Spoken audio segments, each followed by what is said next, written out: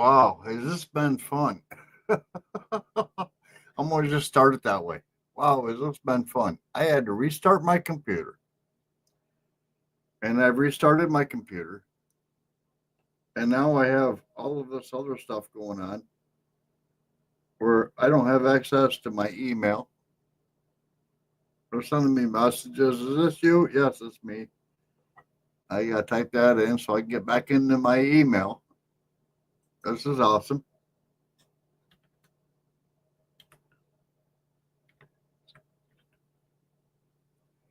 That's awesome. What a great way to start the night on this one. I'm not using my fingerprint because I don't have a fingerprint reader. There we go. Now I'm back into my email. All right, cool. Yeah, did you try signing into Facebook? Yes, I did. Did you try signing into Google? Yes, I did. Okay, good. I'm back to normal. Holy crap, was that fun? I'm gonna kind of hold out a little bit before I go anywhere else, just waiting for other people to join in or whatever. But to give an idea how great this night has started, I'm using a different camera because the camera I normally use just quit working for some unknown reason. I don't know why. I don't know why. It just stopped working. And I'm like, okay, well that's awesome. I can live with that. Actually, let me see if I can move this camera and bring it down a little bit lower so that while we're talking here. Hey Troy, how you doing, brother? All right, let's see if that works better. I don't know. I hate the idea that it's shining on that light, but I really don't have much control over that. All right, there we go.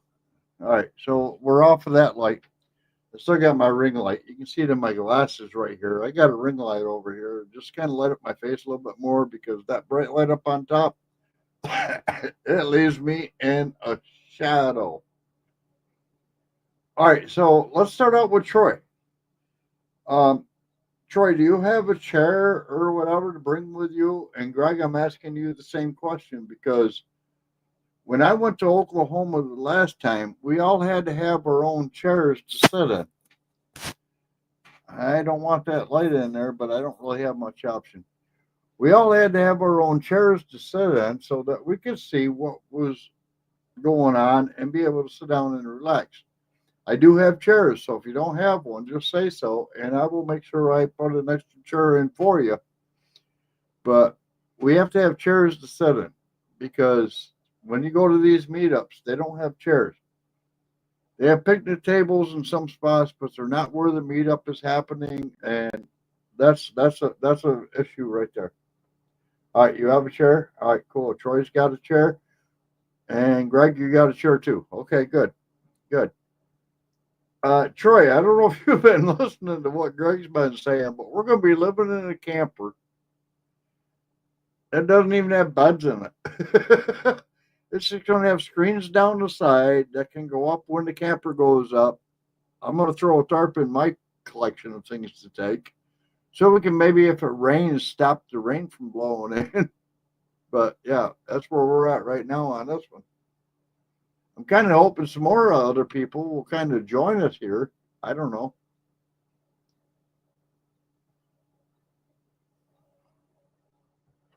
They normally don't jump in right away.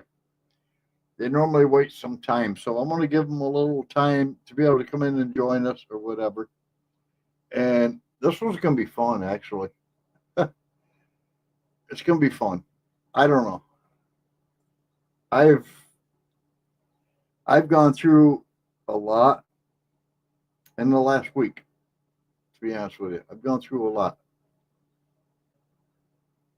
Uh, Troy, I really don't think I need anything that I'm aware of right now. That I'm aware of right now. I don't think I need anything. All right, Greg, if you want me to come join you, I can throw an extra hand in on that one. But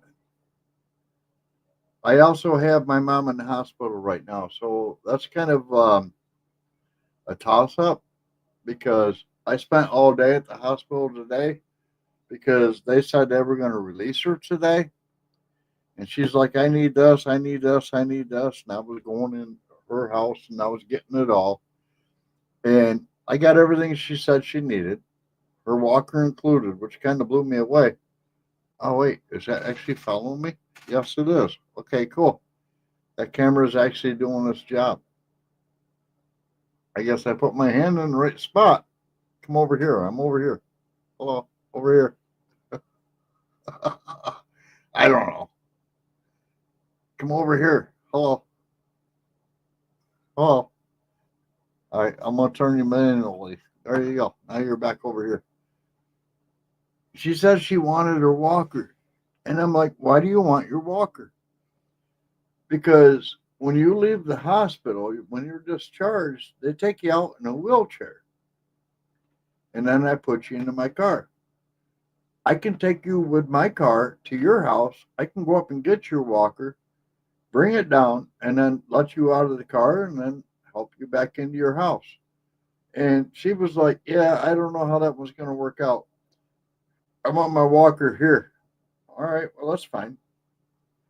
It's not like she's going to like leave the hospital on a walk with a walker, but okay, I'll play with that. But, I mean, she's 90 years old. She can't see for crap. She kept telling the doctor, I can't see. They're like, well, it's this red button right here on top of this remote control. When you need a nurse, you hit this red button. And she's like, I can't see your red. I can't see anything. I just know if you put my finger on the button, I will know that that's the button I need to push when I need help. And I'm like, oh, that's not going to help out a whole lot, you know? I don't know. I don't know. But again, I was there all day today, and they said they were going to release her today, but apparently they did blood work for her today, and her white blood cells were like off the wall or something, and they need to give her more meds before they release her. So I'm just like, all right, well, Mom, I'll see you tomorrow. You know, they'll call me and say, okay, she's being released. Okay, great. I'll deal with that. So then I leave and I come home. And I'm like, okay, well, Mom's not getting released today. I texted my brother and said, not today. And he's like, all right, whatever. It'll be okay. And I get home and I get a call from my bank, the fraud department, that says, hey, somebody is using your card at Best Buy. And I'm like, I don't buy anything at Best Buy. I've never even shopped the store. Never. If I want a computer, I go online and buy a computer. I got a brand new one right here beside me. I never go to Best Buy to buy anything. And they were like, okay, well, but somebody tried using your card at Best Buy, and you're telling us it wasn't you, so we have to cancel your card. Well, that's great. I'm getting ready to go on like this tri-state adventure, and now you're telling me my ATM card isn't going to be working. So now I have to go to the bank, draw out cash. So I have money on me, which I don't like doing. I don't like carrying a lot of cash. But I have to go to the bank and I have to draw the money out of my other account so that I have money available so that when we go on this trip, I have got money available. And I'm like, this is just BS. Hey, Debbie, how you doing? And I'm like, okay, I can do it. It's not an issue, but I can do it. I don't care. You know, it's just one of them deals where it bothers me. It's like, why? Every time my card has ever been compromised through my bank, it's always been at Best Buy. Always. Okay, well, then I have a question. Is Best Buy screwing up? Are they selling stuff online, or the people in the store that just happen to have my card number and expiration date and allow them to buy it at Best Buy? They don't have the last three numbers. I guarantee you that. And the last three numbers, every time the card's changed, the numbers are changed. So I'm like, how the heck is it that every time my card is compromised, it's always at Best Buy? That bothers me. And it's just one of them deals where you only have, for me anyway, you only have like, I think it's 2 phone calls and an email that says your card has been compromised. If you don't answer the email and you don't answer the phone calls, you don't have access to anything. And even if you do and you say, no, that wasn't me, then they cancel the card and now you still don't have access to anything. I don't know. I'm frustrated with it. I'm major frustrated with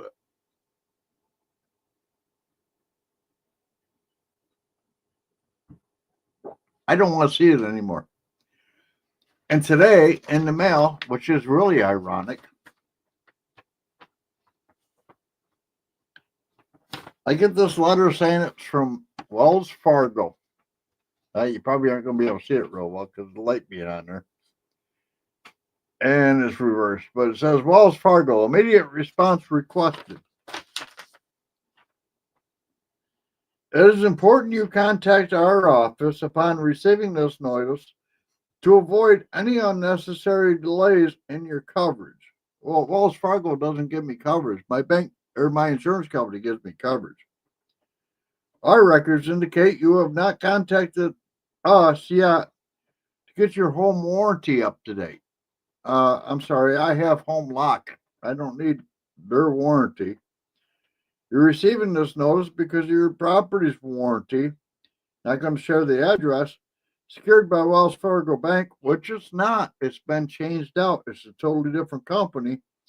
May be expiring and may have already expired. Please call immediately, as this will be our final attempt to notify you about activating your home warranty. They don't have my home warranty. They don't have a loan against my property. It got changed over to SPS, whatever that is. I got this today in the mail and I'm like, are you stupid? Seriously, there's so many scammers out there today that are just out there to try to take everybody's money. I don't care who you are, they're out to take everybody's money. That's why I want the home title lock and said, hey, I'm going to pay you, secure my home title. Even though my title is under title insurance, I want the home title lock and said, secure it anyway. You know, at an expense. I don't remember what it was. It wasn't much. I think it was like $100 a year, maybe $135 a year. Hey, I'm gonna pay you to do this because I don't want this to come around. So I know people have been getting scammed by it, and I don't want to be one of them to get scammed by it. So I was like, okay, we'll do this. I'm gonna change this camera angle just a little bit. There we go. Now I'm back in center screen. I don't know why. This camera is actually one of them that is made where if I go like this, it's supposed to follow me, and it's not. It's not. It's made to, but it's not doing it. It's like, hello? Oh, maybe it will now. I don't know. The lights blink, but it's not doing it. It was following me around earlier, and I'm like, I don't know why.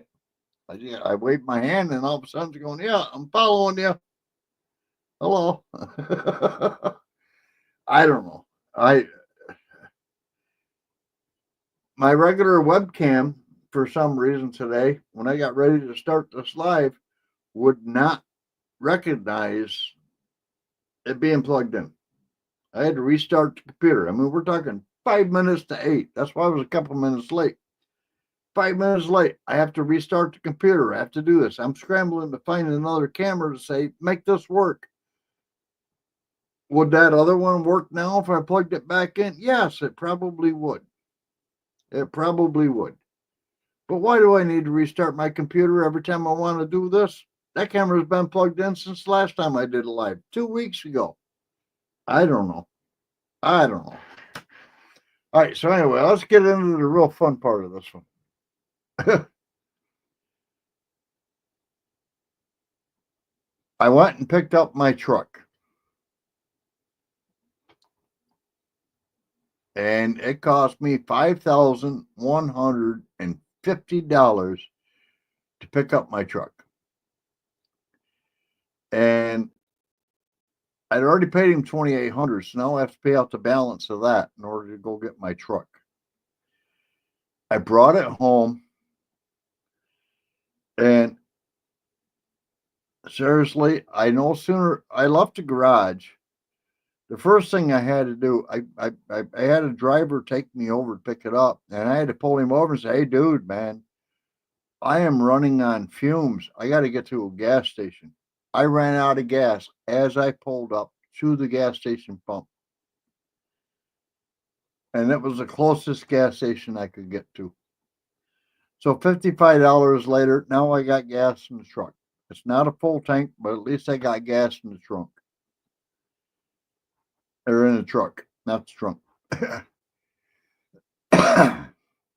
I get the truck back home, and the engine light comes on. My friend that gave me the ride over had a code reader with him, and he says, "Well, let me pull it up." I said, "All right, cool."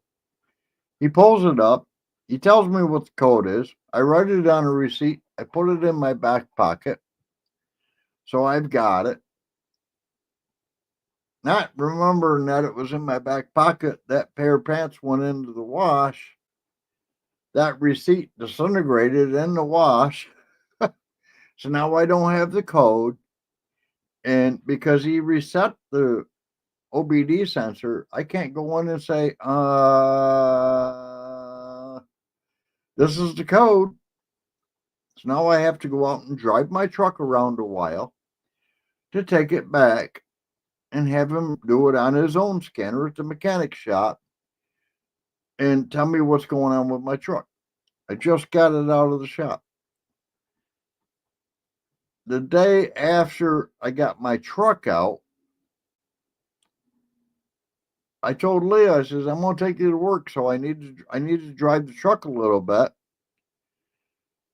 I'm going to take you to work with the truck because I have things I need to pick up with the truck. One of them being the air compressor that I needed to go in and do the body work on the truck that I want to get done.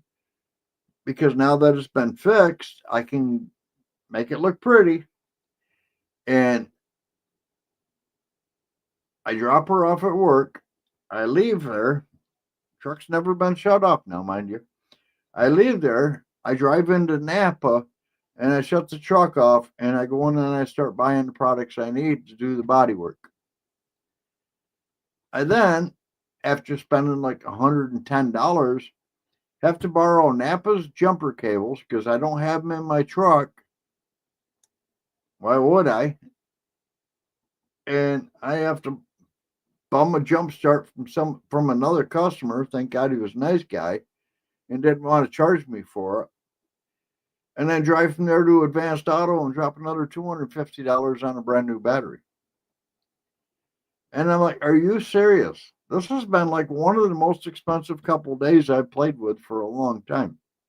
Not counting what I've been buying online from Eastwood and everybody else to get the rest of the products I need in order to do the body work. So now I got a new battery in the truck. I have not drove the truck since the new battery's been put in. I brought it home. I parked it. I unloaded the air compressor. I unloaded what I bought at Napa. I've had an awful lot of products being brought in from Eastwood. And just give an idea, I'll give you an idea.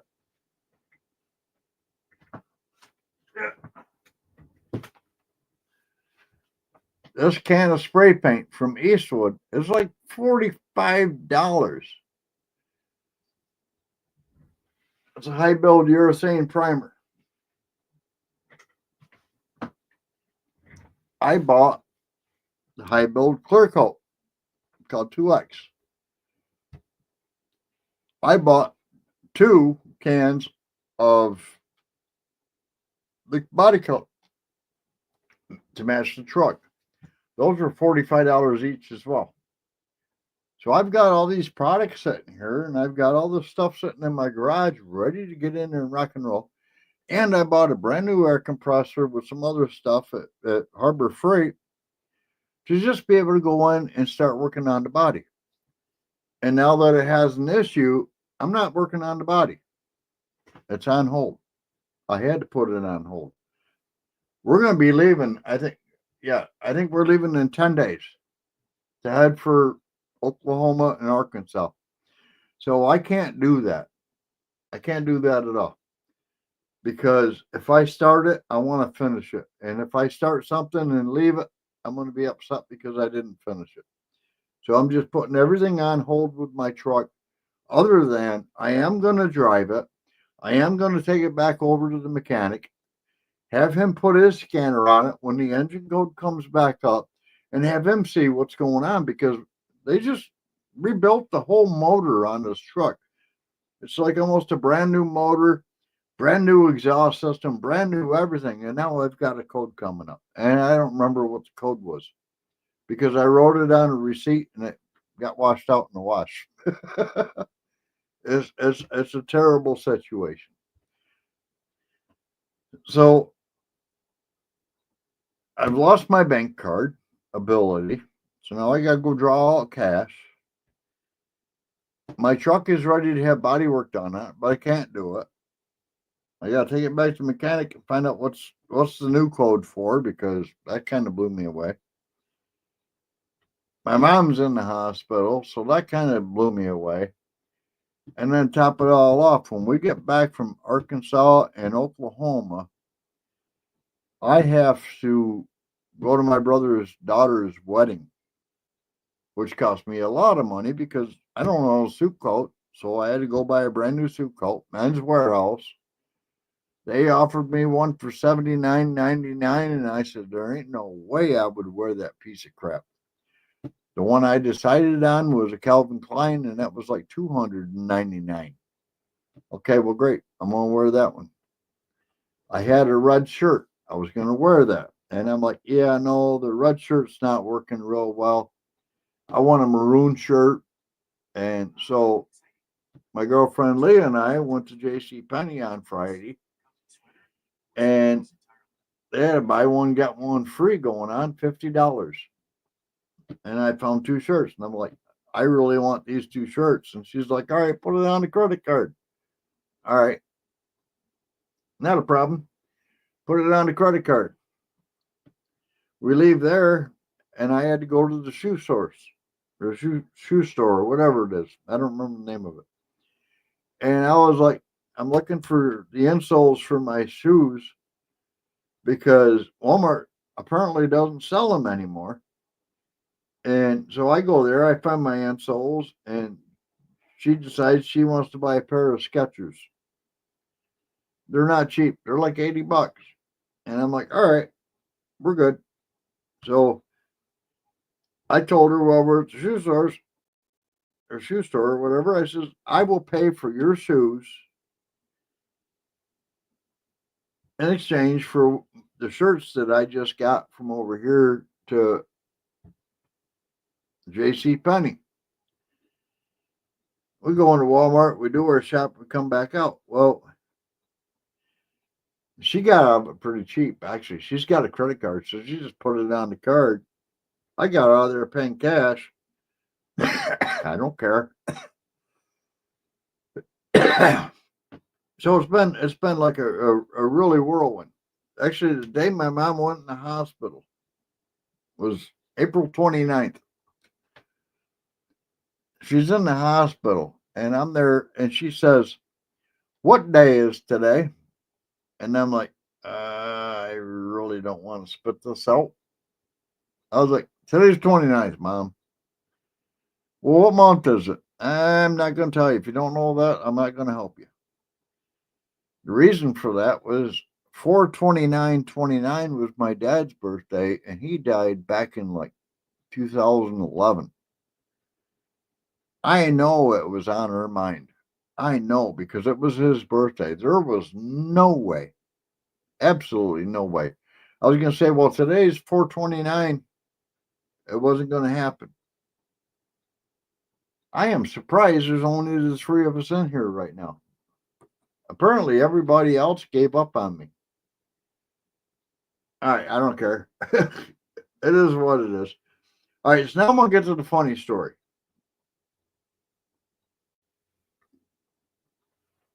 Everybody knows I own Dollar Seed, right? I had a customer leave a complaint on Dave's Garden. Dave's Garden is like where people go to find reputable seed businesses or whatever. They left me a negative complaint, and in that complaint, the lady said, you know, you can't trust the guy that runs the seed business when he runs a website or a YouTube channel called HalfAss Homestead. That just tells you how bad of a person he really is. I read that and I'm like, holy shit. You went through the trouble of looking me up on YouTube, but you didn't go through the trouble of looking me up on Facebook to get my address, my email address, which is very, very highly out on Facebook. Just send me a notice that says, hey, I've got a complaint about your business and I want to bring it to your attention. She didn't do that, but she looked me up on YouTube.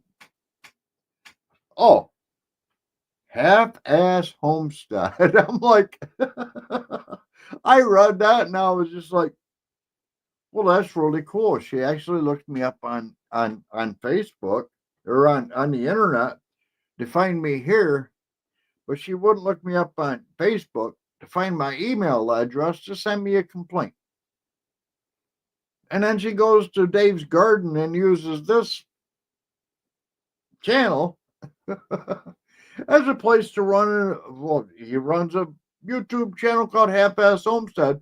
It just goes to show how bad of a person he really is. And I was like, that's funny. I don't care. I don't care. Arlene, how you doing?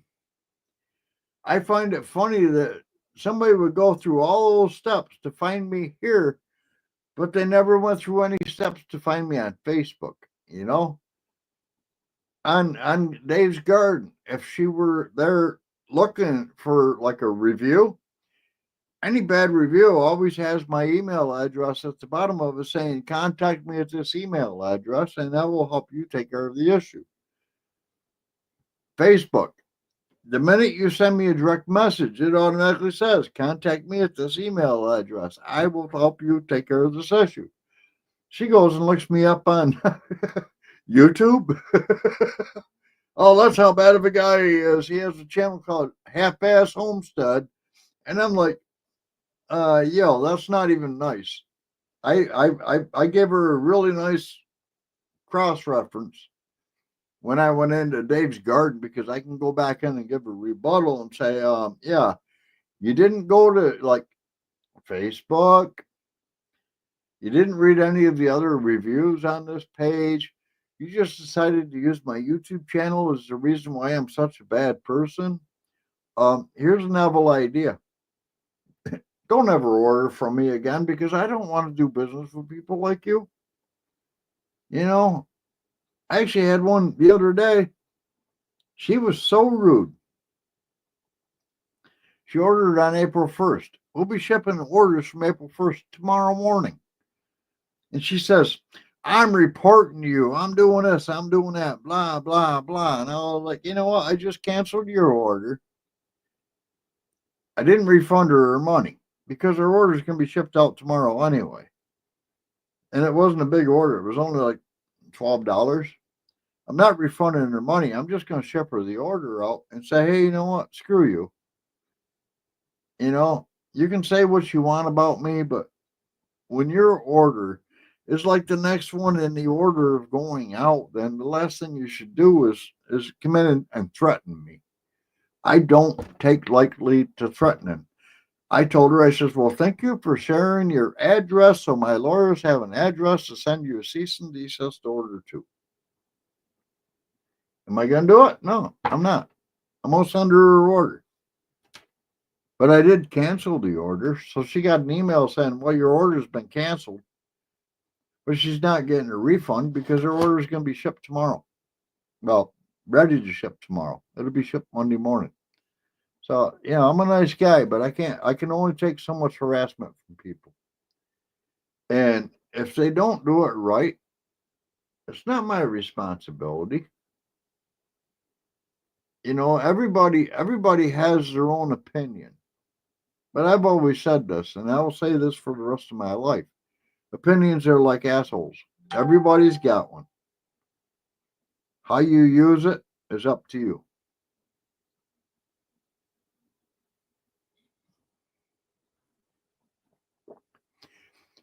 I've also had like a lot of issues where almost all my customers, by the way, will say, "Where's my order?" And I'll say, "Well, we're working on these orders today, and we'll be shipping them out soon." And they'll be like, "Okay, fine, no problem. I'm not worried. I'm glad that my order got through, and we're good." I just had one today where she was like, "Okay, well, I'm from the Virgin Islands, and this is my zip code, and can I order from you?" And I'm like, "Yes, as long as you got a United States zip code, yes, you can order from me. That's not an issue. If you're from Canada or another country where it doesn't have a U.S. zip code, then no, I can't ship it to you." Puerto Rico is a U.S. territory that has USPS zip codes. Yes, I can ship them to you. And that's where I go with this one. It's there's so many things going on with all this other stuff with Canada, especially with this trade war going on right now and stuff. I can't ship to Canada. If I back, I'm talking 3 years ago. If I want to ship an order of seeds to Canada, my expense to ship it to you would have been more than the cost of the seeds and the postage you would have paid to get them to you. If you got a friend in the United States and you want to order it and have it shipped to them, and then they find a way to get it to you, it would be much cheaper. Much cheaper. I mean, we're talking, I think the average order, say 10 packages of seed for me to ship it to Canada, it was like $20 in shipping and handling to send to Canada. It was outrageous. And then when they go across the border, they put the seeds into quarantine. They open them all up. They run all kinds of tests on them. So when you get them, they're probably not going to grow anyway because they cut the seeds open and they do DNA tests or whatever. It was nasty. It was nasty. And I was like, okay, we don't ship to Canada anymore, you know. But if you got somebody in Canada that wants our seeds, you can get somebody stateside that says I can get them to them. Okay, great. And actually, Greg, you know me. You know me. I told people, I says, if you got a truck driver that's willing to drive across the border and put him into the Canada Post Office, it's called Canada Post, drive the seeds across the border, put them into Canada Post. The shipping would be like $3, maybe. It's pretty cheap. But for me to ship from USPS to go to Canada Post, you got the quarantine going on in the middle, and then they may make it, they may not make it. You don't know. But you got a truck driver like Greg that says, okay, I'm going to be going to Canada. Yeah, he'd be going, all right, I can take him to Canada and put him in Canada Post. And now it's $3 to go from Canada Post to their destination, and life goes on. So it's a whole weird situation. Whole weird. You got to get them across the border in order to get the border to work. I don't know. I'm not a happy border person on this one. Same thing with Mexico. We don't ship to Mexico. Why? Because when they leave the United States Post Office and they hit the Mexican border is so worried that we may be sending down something that's going to be like a bad seed that'll destroy their country's agriculture or whatever. I don't know of any time the United States has ever done that to Mexico. Same thing with Canada. I don't know any time that the United States has done that to Canada, but they're using that as an excuse to say, okay, we're going to quarantine the seeds. They'll even cut the seeds open. What's in it? Is it a live seed? Is it like a invasive species, or is it this? Is it that? If you don't know seeds, And you have to go through all that to figure out. It's just terrible on your part, I guess. I mean,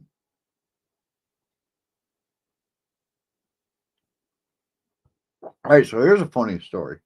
And Greg, I'm sorry. Greg bought a fold down camper that we're going to be taking with us to Arkansas and Oklahoma. He got it home. He opened it up, and the canvas is totally shot. When he first told me he got this camper, he says, I'm just going to tape all the canvas holes up and everything will be good. And I said, well, if you need help, I can be on the inside where you're on the outside. Life goes on. Yeah, that canvas wasn't saving. It's totally gone. So he calls me tonight and says, okay, well, we're just going to put a screen on it. All right. And I'm going to build 2 bunk beds in there. We're not going to have the pull out beds. We're just going to have 2 little beds in there for you and me, and that's it. And I'm like, all right, that's cool. Well, you know what? I'll throw a tarp in with this delivery that I'm bringing with me because don't know if it's going to rain or not. Let's try to stay dry. I got a pretty good sized tarp. I bought it to cover up the dumpster I had when I was cleaning up my garage. So I got a pretty good sized dumpster. And I'm like, that's funny in a lot of respects. In a lot of respects, it's funny. I understand because I had a fold down camper and I had to tape the canvas. But the one that I bought had like a 4-inch rip in the canvas, and there was a special tape I bought from a camper supply store. I think it was through Coleman, where you put one piece on the outside and you have somebody else go and put the piece on the inside, and it actually bleeds through the canvas and adheres and closes up the hole. It'll be there until you replace the canvas. Replacing canvas is expensive. The last quote I got was $750. And the timeout, from what Greg was telling me, was like 4 to 6 months. We don't have 4 to 6 months. We're leaving, well, not even a week and a half from now to head for Arkansas. We're going to be going to Lauren and Joel's, making it home. And then we're going to be leaving there, and we're going to be going over to Mike and Lissa, Drifting Dreamers 5, shooting the sheets with the Smiths, and staying there and helping them with whatever project they got. And I did tell Mike, I hope you have one available because I know the dog fences are done now, so that's not going to be one of them. Maybe it'll be built in his barn. And then from there, we're going the rest of the way to Oklahoma. I'm looking forward to this trip. Big time looking forward to this trip. It'll be the first time that I've met Lauren and Joel. It will be the first time that I've met Gary and Mary from, yeah, that one.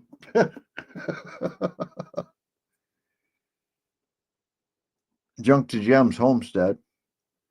It'll be the first time that I meet with Jason and Tara from White Rock Homestead. And I'm looking forward to all of those. I think this is going to be the most special trip that I've ever taken, to be honest with you. And it's going to be the first time I went with Greg. It's going to be the first time I went with Troy. So I think this is going to be like a really cool trip, and I'm looking forward to it. And we will make it work one way or another. We're going to make this trip work. It doesn't matter if we have duct tape and tarps over the camper to make it so we can stay dry. It doesn't matter what it takes. We are going to make it work. We're going to make it work because that's the kind of people we are. You know what I'm saying? All right. Well, guys, I've been going on now for 47 minutes. I'm going to say this is long enough for tonight. Nobody else joined us, which is kind of crazy, but that's all right. I'm going to let you guys go, but keep this in mind. If you have a dream and you want something done, and you have friends like Greg and Troy and everybody else around to help you make it work, or even like Mike and Lissa and all the rest of them to make it work, or we can help them make their dream work, step into it, make it work, because that's all it's about. It's all about helping friends. Until next time, I'll catch you later. See y'all later. Have a good night.